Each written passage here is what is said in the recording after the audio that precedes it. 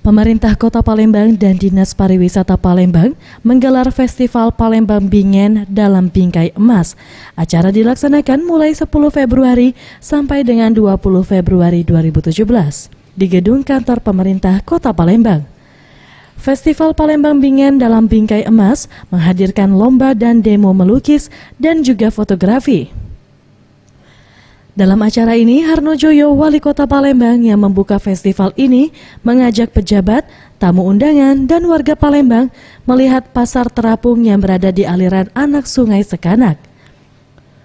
Ia menjelaskan sudah seharusnya pemerintah dan semua warga Palembang memperkenalkan pariwisata di Palembang sehingga menarik wisatawan datang ke Kota Palembang lebih banyak lagi. Apa yang menjadi kekayaan Kota Palembang yang tentu menjadi harapan kita menjadi minat tarik, daya tarik tersendiri bagi wisatawan yang ingin berkunjung di Kota Palembang. Harapan kita.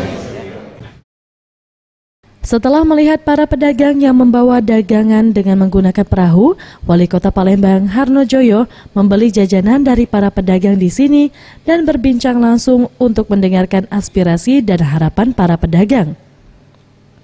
Selanjutnya, pemerintah Kota Palembang berharap dukungan penuh dari masyarakat Kota Palembang untuk mewujudkan Palembang Emas di 2018.